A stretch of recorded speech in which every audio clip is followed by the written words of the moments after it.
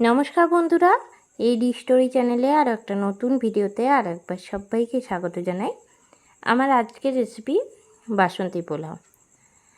এই বাসন্তী পোলাওয়ের রেসিপিটা আজকে একদম অনুষ্ঠান বাড়ির মতন আমি তৈরি করেছি 25 থেকে 30 জনের পরিমাণে। পুরো ভিডিওটা স্কিপ না করে দেখতে থাকুন।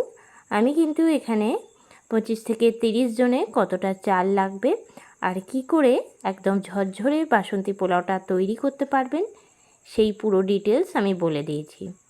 পুরো ভিডিওটা দেখুন, আশা করি ভালো লাগবে। একদম বাড়িতে কোনো বড় অনুষ্ঠান থাকলে অথবা ঠাকুরের পুজোতে যদি এইরকমভাবে বানাতে চান তাহলে কিন্তু সহজেই বানিয়ে নিতে পারেন। পোলাও করার জন্য আমি নিয়ে নিচ্ছি গোবিন্দভোগ চাল। গোবিন্দভোগ চাল দিয়েও পোলাও হয়, এছাড়া বাসমতি রাইস দিয়েও কিন্তু অনেকে পোলাও বানান।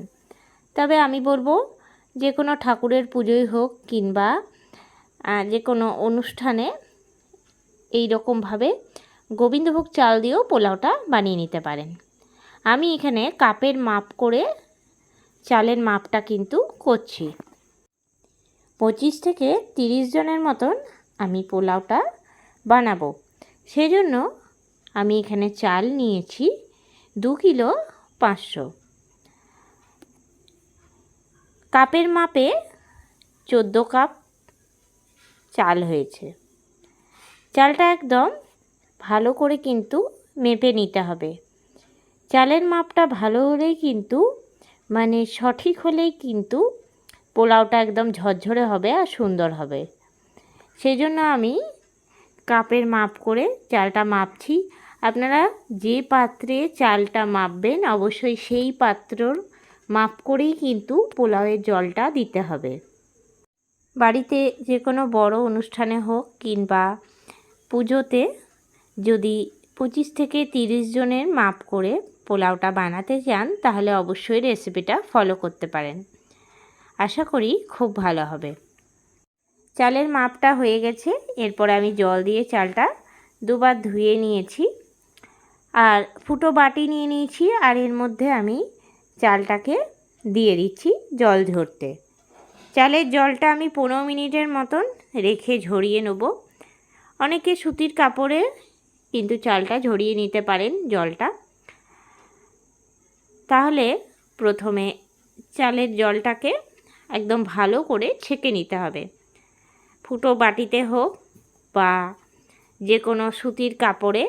আবার অনেকে চালটা কিন্তু সুতির কাপড়ের মধ্যে মিলে শুকিয়ে পরেও পোলাওটা করেন, তবে আমি বলবো তার প্রয়োজন নেই। যদি এইরকমভাবেও করেন তাহলে কোনো অসুবিধা হবে না। তো কিছুক্ষণ এইরকমভাবেই আমি রেখে দিচ্ছি। 10 থেকে 15 মিনিট পরে আবার ফিরে আসছি। জলটা একদম ঝরে যাওয়ার পর 15 মিনিট পরে ফিরে এসেছি। একটা বড় জায়গার মধ্যে আমি নিয়ে নিলাম চালটা নিয়ে নেওয়ার পর এর মধ্যে আমি দিয়ে দিচ্ছি আদা বাটা। আমি এখানে প্রায় 50 গ্রামের মতন আদা বেটে নিয়েছি। এরপরে আমি দিয়ে দিচ্ছি এর মধ্যে কালার। আপনারা চাইলে এখানে কিন্তু হলুদও দিতে পারেন, তবে আমি এখানে বাসন্তী রং দিলাম। বাসন্তী রং আমি এখানে দিয়েছি 1/2 চামচের মতন, কেননা এই রঙটা কিন্তু অল্প দিলেই খুব কাজ হয়। এরপরে আমি দিয়ে দিচ্ছি গরম মশলা গুঁড়ো, 1.5 চামচ দিলাম গরম মশলা গুঁড়ো। এরপরে এর মধ্যে দিয়ে দিচ্ছি আমি ঘি।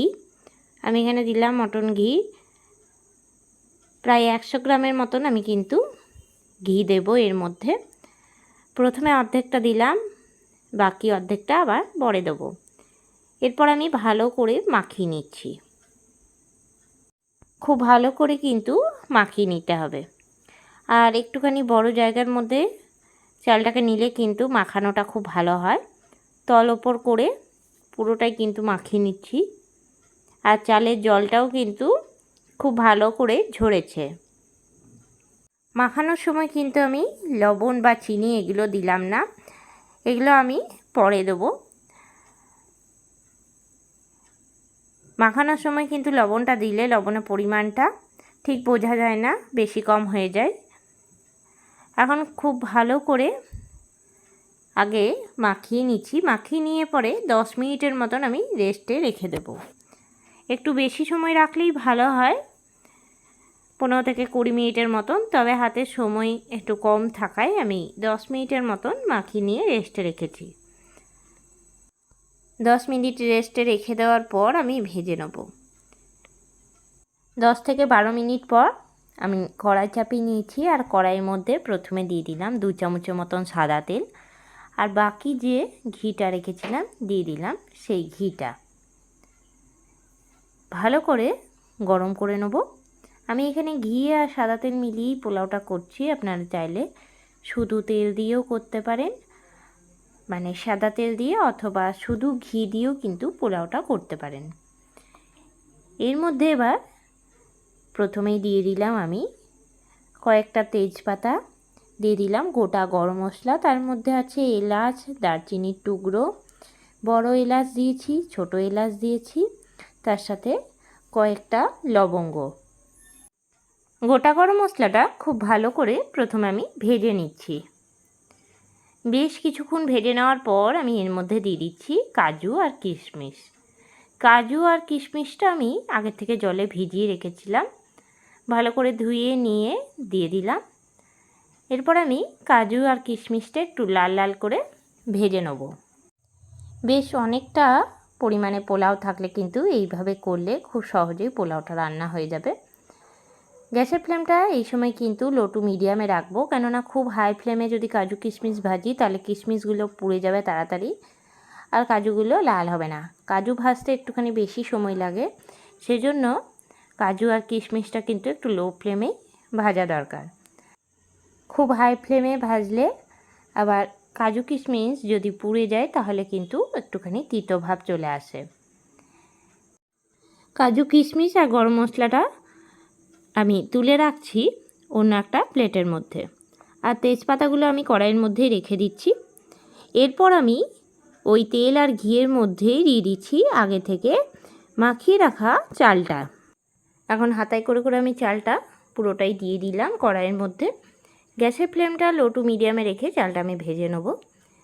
চালটা কিন্তু যেহেতু পরিমাণে অনেকটা আছে, সেজন্য বেশ কিছুক্ষণ ধরে চালটাকে ভাজতে হবে, আর চালটা যত ভালো করে ভাজা হবে ততটাই ঝরঝরে কিন্তু পোলাওটা হবে। সেজন্য পোলাওয়ে এই চালটাকে খুব ভালো করে ভাজতে হবে, আর যখন ভাজাটা হয়ে আসবে তখন একটা চালের থেকে আওয়াজ হবে।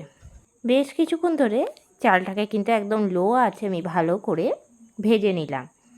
চালটা ভেজে নেওয়া যখন হয়ে যাবে, অন্যদিকে আমি জল একদম ফুটিয়ে রেখেছি।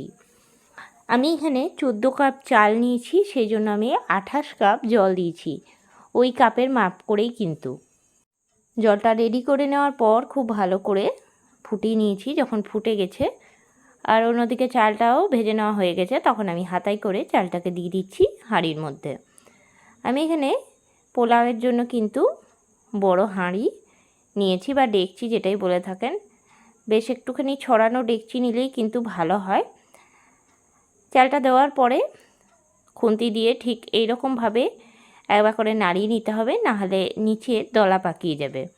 বেশ অনেকটা পরিমাণে পোলাও করতে গেলে কিন্তু এই রকমভাবে করলেই সুবিধা হয়।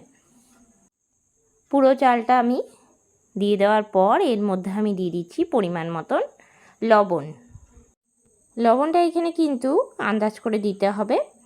আমি ঠিক যেরকম পরিমাণে লাগবে সেই বুঝি লবণটা দিয়েছি। 3 চামচ লবণ দিলাম। লবণটা দেওয়ার পরে ভালো করে নাড়িয়ে নিতে হবে। এরপরে আমি দিয়ে দিচ্ছি এর মধ্যে আগে থেকে ভেজে রাখা কাজু কিশমিশ আর গোটা গরম মশলাটা। প্রথমে হাই ফ্লেমে খুব ভালো করে ফুটিয়ে নেব, তারপরে কিন্তু গ্যাসের ফ্লেমটা লোতে করে দেবো, আর 15 মিনিটের জন্য ঢাকা দিয়ে দেবো। ঢাকা দেওয়ার আগে এর মধ্যে আমি দিয়ে দিচ্ছি কাঁচা লঙ্কা।